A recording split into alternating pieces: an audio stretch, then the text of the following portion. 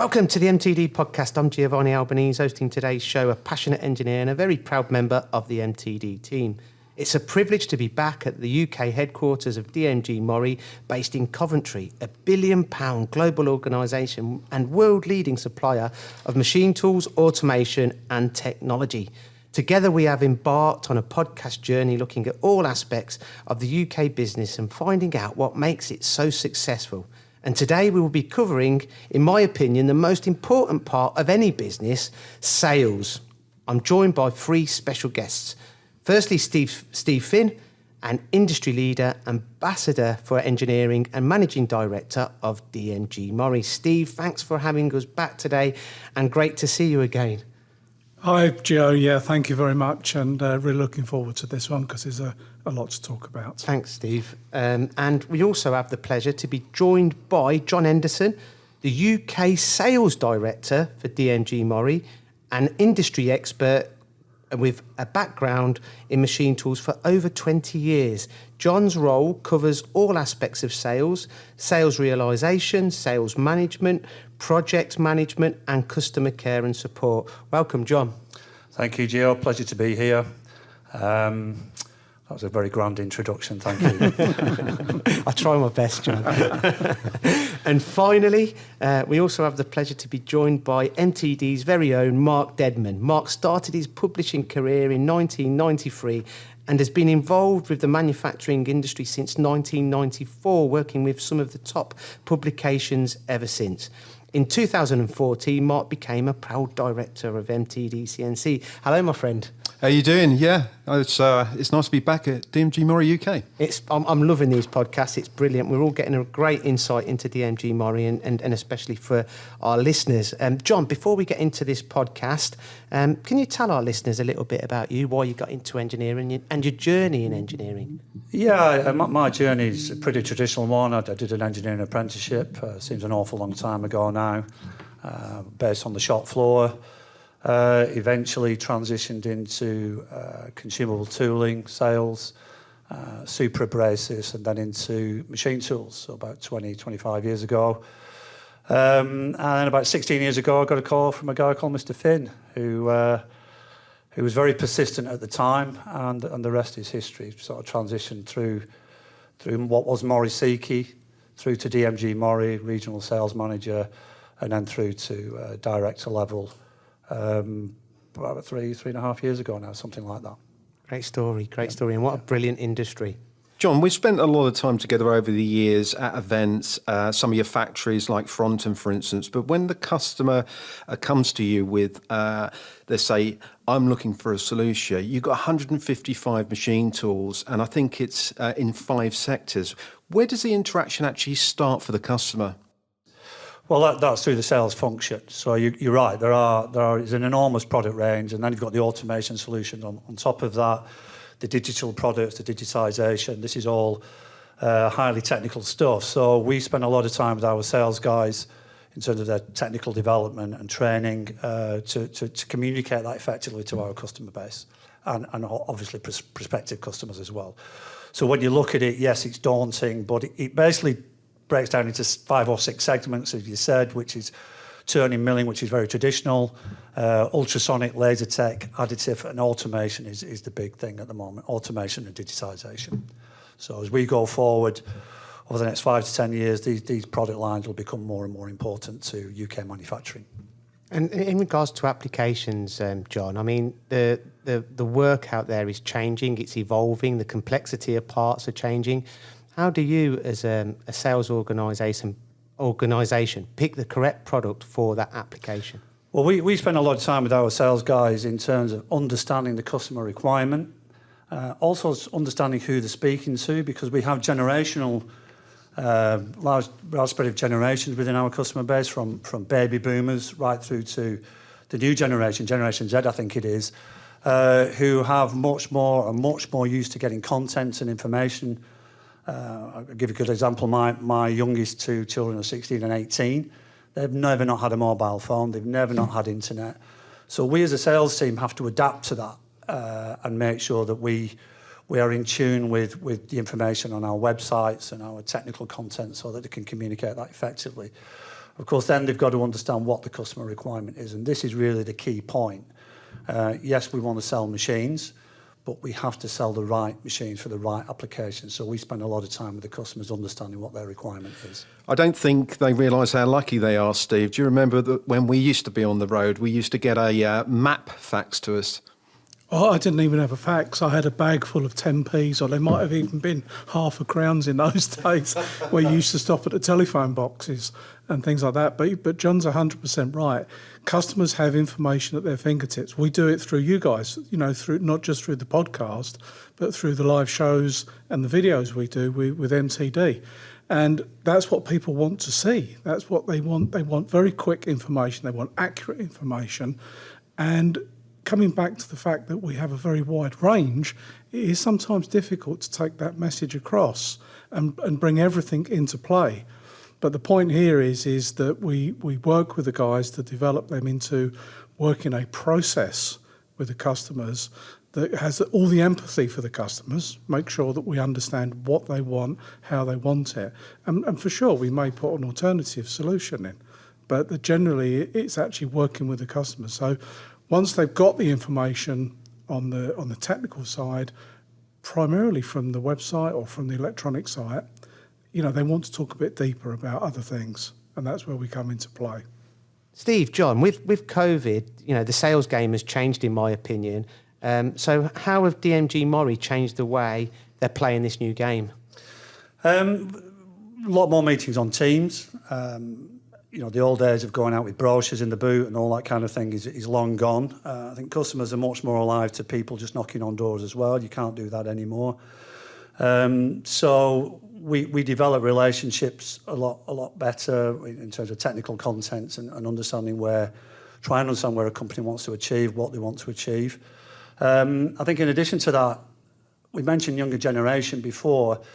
They're much more accepting of the newer way of doing business in terms of platforms, Teams, WebEx, that kind of thing. So it's a combination of the two. I think ultimately the older generation want to see people. They're much more relationships based and want to see a person in front of them. But I think as we go forward, newer engineers coming through, then we will do much more on this sort of platform.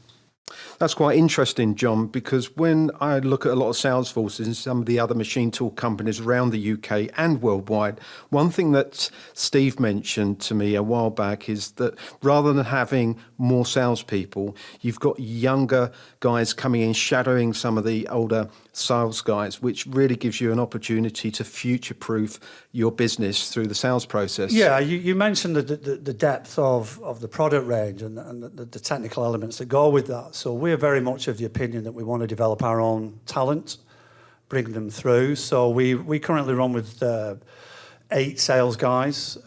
3 of those sales guys will have sales associates with them who do some of the coverage on the areas. But we're also keen to bring through new, younger people. So they've got a career path. Some may stay in sales, some may go into applications, but they're all apprentice-trained engineers. And we try to give them a breadth of experience in the sales environment, maybe the applications environment. But Steve and I decided some time ago that we really want to bring people through and evolve into our company rather than come in and come from a standing start.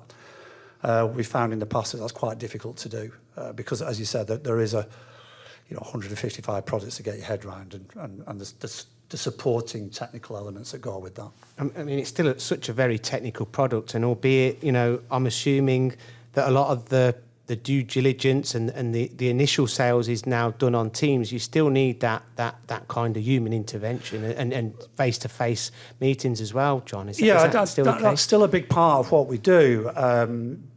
We want to see the parts. We want to see the shop floor environment. We want to understand what the customer wants to achieve and what the end goal is, and also how it may change. So we're really huge on that, is understanding the customer requirement. And relationships. And relationships. Yeah. But the fundamental thing is that we offer the right solution. Some customers have a better idea than others. And we see in sales process as well, A lot of customers are pre-prepared. They've done a lot of research anyway because the content on websites is so vast. So sometimes it's a question of some of the finer details. So we've also experienced that. But ultimately, face-to-face is where we want to be. Something that we see across all our channels is the more content when sending out as like a case study. Why did you buy that machine? Why that brand? How did it solve your solution?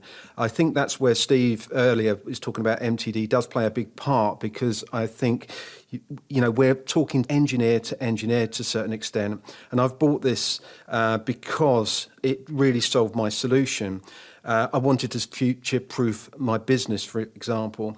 And I feel like, obviously, I've got a full package from DMG MORI because I've got the service element, added automation, and I think that is what you're competing with in today's market. Yeah, and we're looking for, you know, because we're looking for security of investment, aren't they? They're looking for reliability, they're looking for performance, and they're looking for the latest technical advantages that will give them an edge in their marketplaces. So I've certainly started to see a lot more DMG MORI machines in smaller accounts that probably 7 or 8 years ago I didn't see. Now, Steve, you know, in my intro, you know, I mentioned that DMG MORI is a multi-billion-pound global organisation, and it's safe to say you obviously have an outstanding product that sells globally. But can you talk us through the sales growth in the UK and your market share and aspirations for the future? Yeah, from a point of view, just coming back to what John was saying there, we would like to sell more machines, for sure, but we want them to be right. We want the relationship to be right. We want the support levels to be correct. So you've probably seen from, or customers listening to this may have seen on the MTD podcast, videos, that we've got a lot of people behind the sales team supporting, a lot of technical people to make sure that the product works 100% as it is. You know, I think there's sort of top 3 companies in the UK, and we're one of them. I wouldn't claim to say I'm number 1, number 2 or number 3, but we're a volume supplier because of the product that we have. Our aim is to grow each year for sure, but actually grow with some kind of high level of support, so we become more and more recognised by the marketplace that we can look after the people, that they can feel secure, that they will be in safe hands. And this is really important to me. So over the last 9 years when I've been sitting in this position, I've wanted to actually just take this company into a very credible, meaningful environment where people can believe in us, they can trust us, and they can say, and they can turn around to John's team, who are trusted advisors, trusted business advisors, and say, what do I need? And that's really where we want to go. Now, that doesn't mean that we have the biggest market share, but I think just by the fact that we've got a big product range will take us to a larger market share in general. I think also one thing you invest in globally at DMG MORI, Steve, is that when we took our last trip to Fronton, you was expanding the Fronton plant to actually build more machines. The environment and the green issues are a big part of how you look at building machines at DMG MORI. And because of the amount of machines that you do produce, obviously you're looking to make sure that you're giving something back to the environment in the way that you build your factories. It's very, very important because, you know, we can't, as a nation, as a world, we cannot carry on burning the planet, because if we do, you know, our children and grandchildren won't have anything to live on.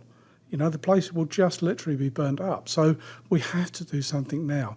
Machines coming out of us are carbon neutral, so our factories are carbon neutral. But we're also putting items on there to make sure that they're environmentally friendly in respects of power consumption, using the right transformers, for example, when you're coming in from Japan, to alleviate CO2s. And then, of course, all the other things we do about, you know, with nature, planting trees and using sustainable energy forces, and this kind of thing. You know, it's a big thing for us, very, very important. The press release that we recently put on MTD about the new Egypt factory, could you tell us a little bit more? We've got a new facility coming in Egypt, which is predominantly supplying into Egypt and the African nations. And these guys need to develop their infrastructure. And we're there in early days. They're working very closely with the Egyptian Parliament and the President of Egypt. And it's really to actually look after different parts of the world. And the driver here, of course, again, is that why do we want to produce a machine, in Japan, and then ship it all the way over, all that cast iron being shipped over, and then to put it in the UK, where what we're starting to do is to build that product in Europe and vice versa. Now, that won't go for all products. There's going to be specialisation in each factory. But the reality is, again, we try to reduce the CO2s that are being expelled. I think when you're looking at some of the emerging markets, when you've got the background and the might of DMG MORI, building these factories, it must be the factory of the future that you're actually building, Steve. Yeah, we've got new development in, John mentioned, in the factories, but we've now got new development coming into Famot.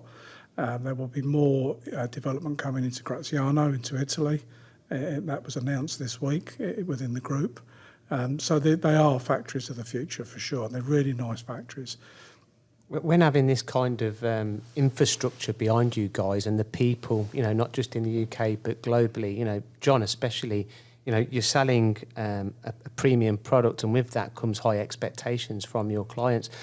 How big of a selling point is that for you when going in to see your clients? Well, it'll be an increasing one. We obviously the technical competence of the machines, and that's key in terms of what it will give customers. But as Steve said, on the green side, that is becoming more and more prevalent as government bring in more legislation and charging against CO2 emissions. Then the carbon neutrality of our machines will become paramount importance. And even with running costs, are you looking to reduce running costs of the machine? With electrification, being a big aspect, not just in machine tools, but for the car industry, I would assume the electric price and cost will go up, the running costs of factories will go up. Is this something that you're also looking into? We're looking at that. Steve mentioned transformers. There's only a small part of the overall machine, but there are savings to be made by having more efficient transformers. So it's marginal gains, isn't it? It's a little bit of something adds up to a large amount of something else, and I think that's the way that we're approaching it. We can't do it overnight, but as we go through our supply chains and we look at their carbon neutrality as well, then hopefully over time, then we'll get a better CO2 result. It's fascinating stuff. Like Steve. Well, just carrying on the question there from John as well, because the big product range, it's only as good as how it's explained. So I mean, like my sales guys and the sales guys of Europe were on a call at 7:00 this morning for an hour. And we have little slots of training. That's only for 1 hour, but then John does a lot of training from a kind of mentoring point. We do a lot of webinars, a lot of internal seminars, and that kind of thing. So what's behind us is a growing force, and they're constantly feeding down information to us and trying to educate our people. That's a really good point. In terms of the carbon footprint, is that we touched on earlier about teams and all sorts of platforms. A lot of our technical training is done via that now. I've been in machine tools sort of 20, 25 years, and it was always you get on a plane and you go and do some factory training. That rarely happens now. Mm-hmm. There is occasion where it has to be done because you have to see and touch the machines and that kind of thing, but a lot of it over the last sort of 15 months has all been on teams, and I think that will continue. So again, we're trying to reduce our footprint in that regard. We brought a new machine in, a CLX 450 TC, which is a multitasking machine. And we brought it in a couple of months ago, and we spent a month doing demonstrations. We did about 35 demonstrations from it, live to a customer, individual customer via Teams. And it was actually quite surprising, the amount of people that didn't really know how to hook up to the Teams because they don't use it. There's no need for them to use it. So it's a bit asking me to go and do something that I don't do. Well, I'm not sure. But we actually got through all those. So effectively, we had 35 companies come through the showroom on a private demonstration. And we've ended up with a few orders on the back of this as well. It's been really good. One guy said, wow, I didn't even know.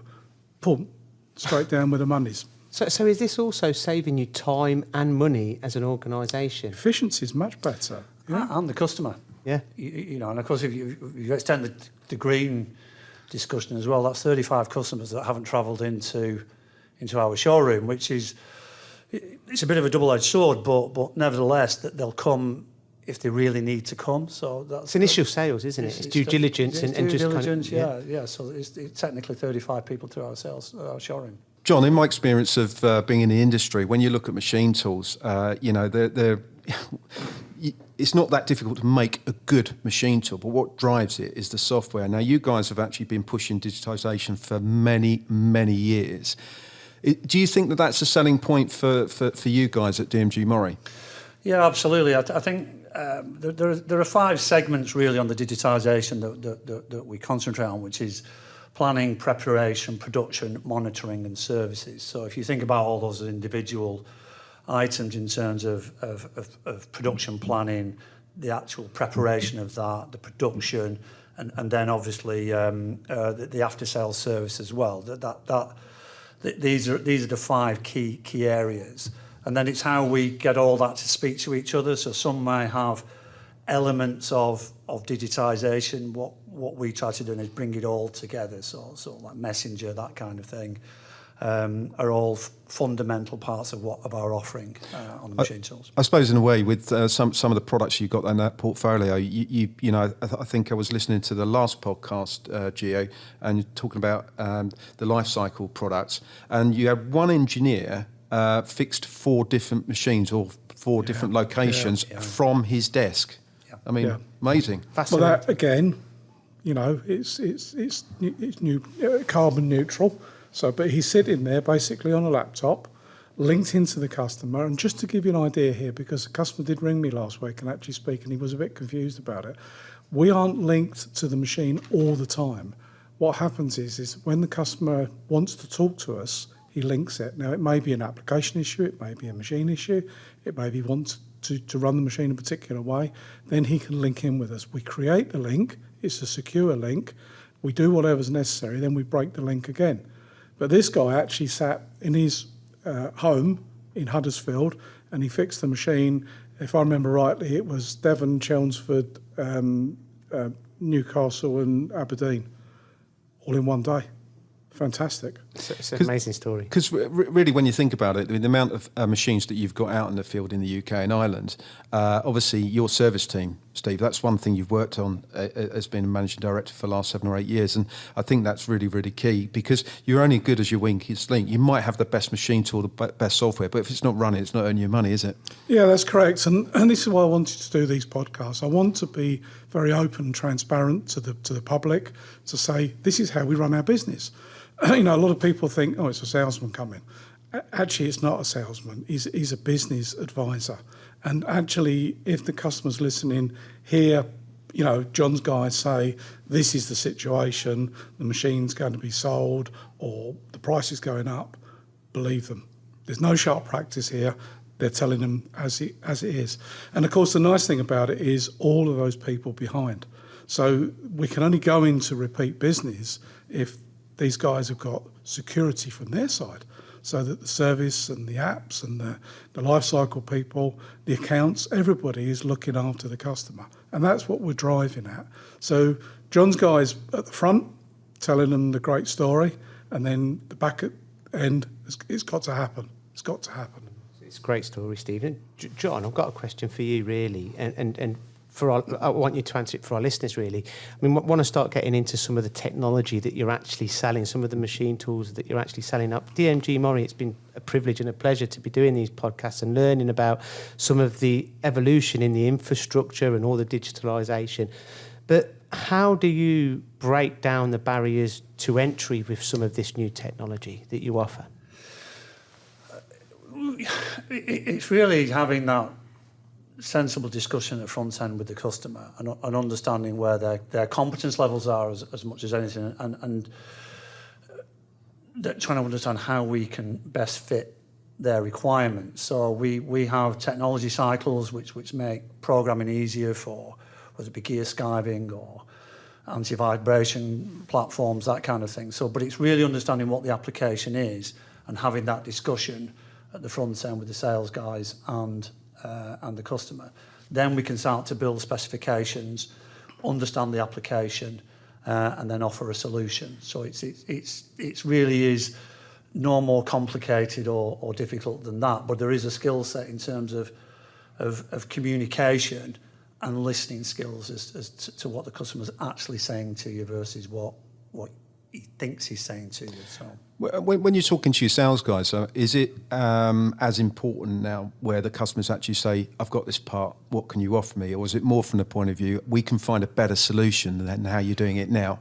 Well, it's both. You know, some companies are very traditional in the way that they want to operate, and that's fine. But yes, we also look at how we can look at a holistic solution and how we can give them an optimum solution to a production requirement or a complex part. But some companies are pretty set on how they want to operate and what they do. So we've got to respect that as well. But our job is to communicate what we can offer, and customers work with us to say, well, if that's not quite for me, or I'm happy with this, then that's fine also. I mean, not too long back, John, Steve, you know, the people embracing automation was in the UK was quite a rarity unless you were in the automotive industry. Yeah. But now it seems to have kind of escalated dramatically. Maybe again, this may have been driven from COVID, and not long back either. You know, some of your automation solutions were third-party automation solutions, but it's become apparent that now you're offering your own automation solutions. You know, again, going back to the last question a little bit, really, how are you breaking down the barriers to entry, not just for the automation, which is absolutely massive, and I think it's one of the biggest efficiency drivers and reducing cost per parts, but for technologies such as artificial intelligence, which you're also dipping into, Steve?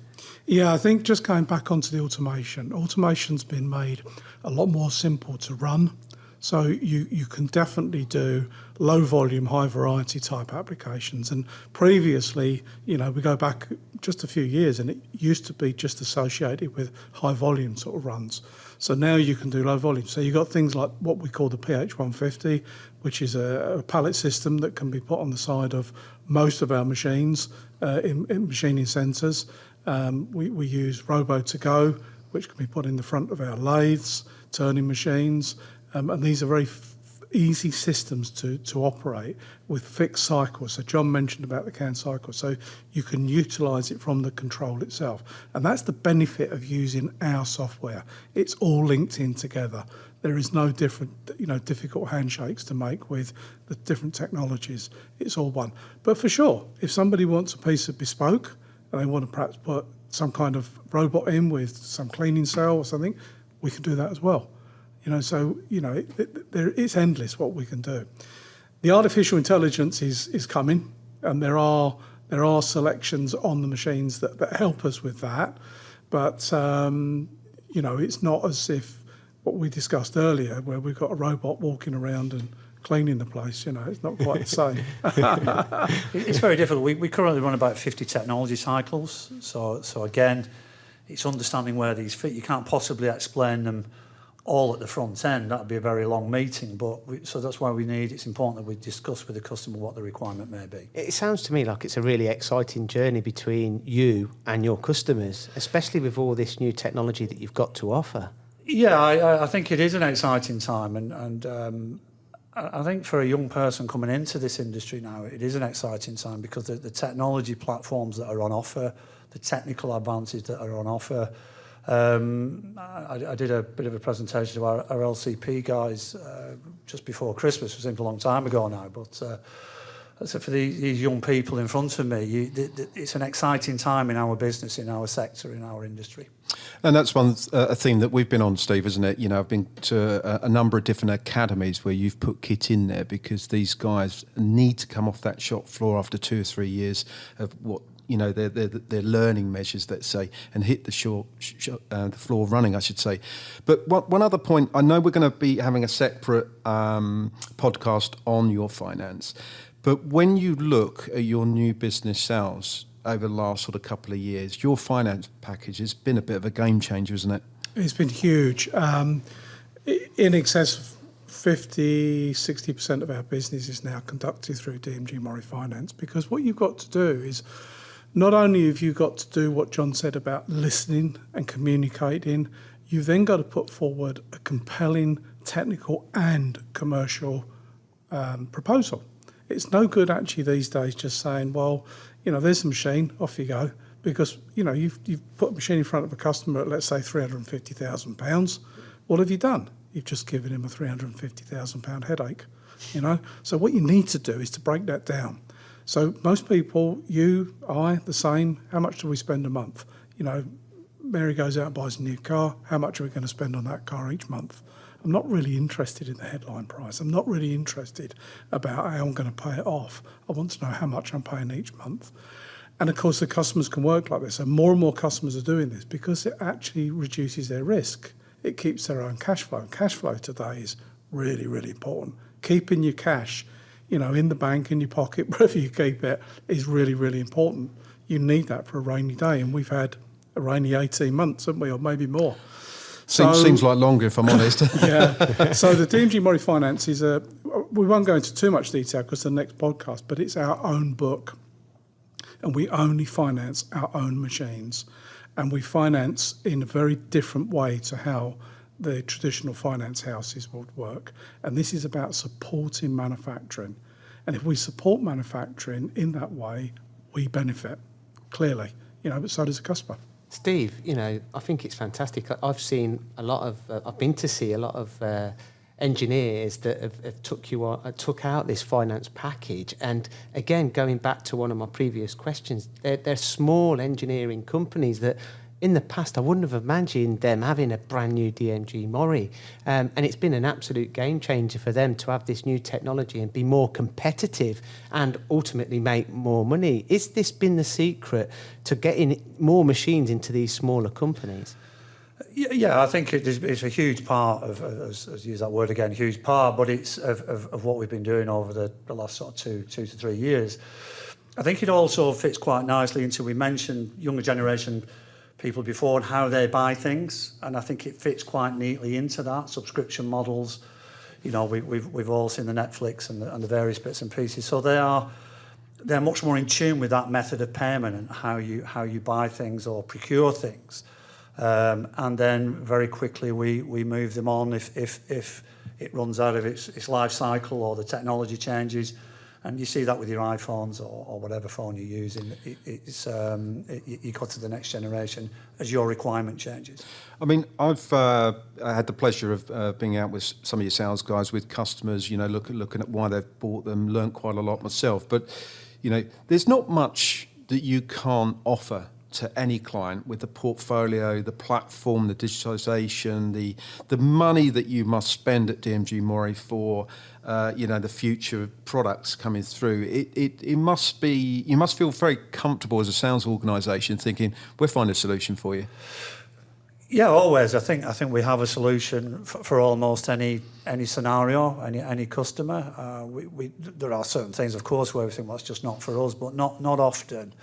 And we can wrap that around a finance package or a technical solution so the customer can be more competitive, and that's really the bottom line, isn't it? I think it speaks for itself. I mean, what a fantastic offer, and it'd be brilliant, for engineers getting into engineering to be able to take that up and have a fantastic new DMG MORI machine on site. We're getting to the end of this podcast, unfortunately. It's been an absolute pleasure. The final question for me is really, John, is you've been in machine tools for 25 years. I've noticed some changes, but most of the changes now, and you've mentioned software, you've mentioned the young generation, you've mentioned how, through design, you're making it more accessible to them, not just from the machine tool, but even finance packages. Are most of your changes now coming through software, not mechanical changes to the machine tool? Predominantly, yeah. I mean, you'll reach a limit on the mechanical side. But again, I said it's sort of 6 segments from milling, turning through to laser tech and that kind of thing. But the software now is giving greater insight into the performance of the machines and the capability of the machines, and making it easier for companies to do more complex parts quicker, more efficiently. Steve, it's always traditional that I put you on the spot. So next 6 months, new products coming? Yes, we have got new products. R&D has continued all the way through the COVID. We haven't cut back on that as a group. So, with all the factories out there thinking about new ideas, this morning, we've launched a smaller version of the DMP 70. So, that's another product that's coming through. We're doing a pre-show at Fronton in a few weeks, to EMO. EMO won't be very well attended. So, from that point of view, we've got a very small stand there with minimum number of machines, if any, because again, you can just take this digital platform to the customers. So there'll be new products around that time, and it carries on. So as you just said there, Gio, from the sales perspective, they can walk in, listen to a customer. I've got one of them. I can do this. It can do this. Or there's an alternative. We can do extra. We can do this. So yeah, I mean, I would say again, where John's got we've got the younger generation coming through in our company. They've got a really exciting future. And I think engineers listening to this podcast, there's plenty of great case studies on the MTDCNC platform. Go onto the suppliers page, go on DMG MORI, and you will see those testimonials and how wonderful they've been looked after. Brilliant. John, any last thoughts? No, I think as we come out of COVID, then it's been a tough time, but I think that the market will pick up. Hopefully, people can start to get around a bit easier, and the market gets back to where it was in 2019, which would be very nice. John, it's been a pleasure to meet you properly today. It's been fantastic being on this podcast with me. And Steve, thank you again. It's been a pleasure. Look forward to the next one.